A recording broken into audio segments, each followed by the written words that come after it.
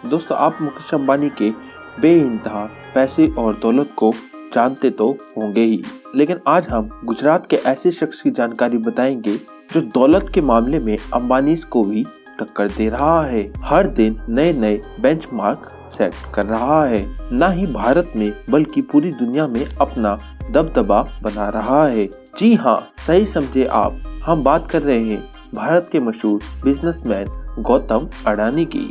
जी हाँ, एक वक्त था जब इन्हें आर्थिक तंगी की वजह से पढ़ाई छोड़नी पड़ी थी और आज ये एयरपोर्ट से लेकर बंदरगाह और कोयले से लेकर तेल तक से पैसा कमा रहे हैं। लेकिन कम ही ऐसे लोग हैं जो इनके बारे में बहुत ज्यादा जानते हैं। तो आप भी गौतम अडानी की कामयाबी का राज जानना चाहते हैं तो बिना देर किए आज देखिए उनकी जिंदगी का सफरनामा। यूँ तो गौतम अडानी धीरू अंबानी की तरह ही पहली पीढ़ी के बिजनेसमैन हैं, लेकिन आज उनकी नेटवर्क बाकी बिजनेसमैन के कंपैरिजन में बहुत ज्यादा है, क्योंकि एक डायलॉग है जिसे अडानी ने साबित किया है, वो है कोई धंधा छोटा या बड़ा नहीं होता और धंधे से बड़ा कोई धर्म नहीं होता।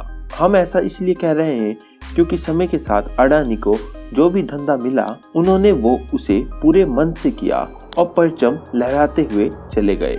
लेकिन उनके फर्श से लेकर आसमान तक पहुंचने का सफर काफी दिक्कत भरा रहा है। उनका जन्म 1962 में अहमदाबाद के एक आर्थिक रूप से कमजोर परिवार में हुआ। पिता का छोटा सा काम था, लेकिन वो कुछ खास चल नहीं रहा था। ऐसे में वक्त के साथ आर्थिक हालत और भी बदलते चले गए, जिसकी वजह से गौतम अडानी को अपनी पढ़ाई बीच में ही छोड़नी पड़ी और काम के लिए इधर उधर घूमना पड़ा। इसी बीच वो कम उम्र में ही मुंबई आ गए, जहां शुरुआत में उन्हें काफी संघर्ष करना पड़ा, लेकिन कुछ वक्त के बाद उन्हें डायमंड सप्लायर के यहाँ नौकरी मिल गई। 3 सालों तक काम करने के बाद उन्हें समझ में आया जिंदगी में करना क्या है, इसलिए उन्होंने नौकरी छोड़कर अपना काम शुरू किया और जवेरी बाजार में डायमंड ब्रोकरेज की दुकान शुरू करी। गौतम अडानी को अपनी जिंदगी का वाय पता था, यानी वो काम क्यों कर रहे हैं, इसलिए उन्होंने जी तोड़ मेहनत करी और कम उम्र में ही धंधा दोहरा दिया। लेकिन उनकी किस्मत चमकी 1981 से, जब उनके बड़े भाई ने उन्हें अहमदाबाद बुलाया। दरअसल उनके भाई ने सामानों को लपेटने वाली एक प्लास्टिक की कंपनी खरीदी, मगर वो चल नहीं रही थी, क्योंकि जो कच्चा माल चाहिए था वो जरूरत के हिसाब से नहीं मिल पा रहा था। बाहर देशों से कच्चे माल को इंपोर्ट करना पड़ रहा था। ऐसे में इसे एक अवसर के तौर पर देखते हुए अडानी ने कांगला पोर्ट पर प्लास्टिक ग्रेन्यूल्स का इंपोर्ट शुरू किया और 1988 में शुरू करी अडानी एक्सपोर्ट्स, जिसका नाम बाद में बदलकर अडानी एंटरप्राइजेस कर दिया गया। इसमें धातु, एग्रीकल्चर प्रोडक्ट और कपड़े की कमोडिटी ट्रेडिंग होती थी। काम चल पड़ा और अडानी ने इस बिजनेस से बहुत सारा पैसा कमाया और इनका नाम भी बन गया। और फिर 1996 में अडानी एंटरप्राइजेस को शेयर मार्केट में लिस्ट कर दिया गया और फिर साल आया 1995 का। ये वो साल था जिसने आज तक यहाँ पहुँचे हैं उसकी नींव रखी थी, क्योंकि इस साल गुजरात सरकार डेवलपमेंट के लिए कोई प्राइवेट कंपनी देख रही थी।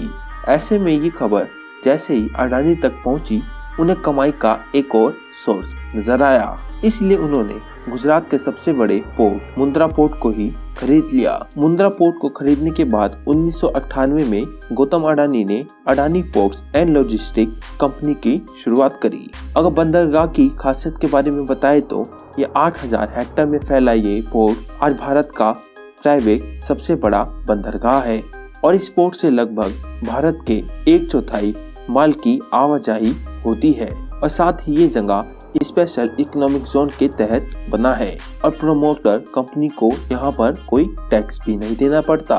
इस जोन में power plant, private rail line और एक प्राइवेट एयरपोर्ट भी है। वैसे यहाँ पर गौर करने वाली बात है, आज अडानी समूह देश के इंफ्रास्ट्रक्चर के समूह में से एक है। उनकी अडानी पोर्ट देश की सबसे बड़ी पोर्ट मैनेजमेंट कंपनी है और गुजरात, महाराष्ट्र, केरल, गोवा, बेंगलुरु और इनके साउथ इंडिया में बहुत सारे डोमेस्टिक पोर्ट्स भी हैं। खैर, मुद्दे पे आते हैं। अब जैसे जैसे वक्त गुजरता गया, अडानी खुद को ग्रो करते चले गए।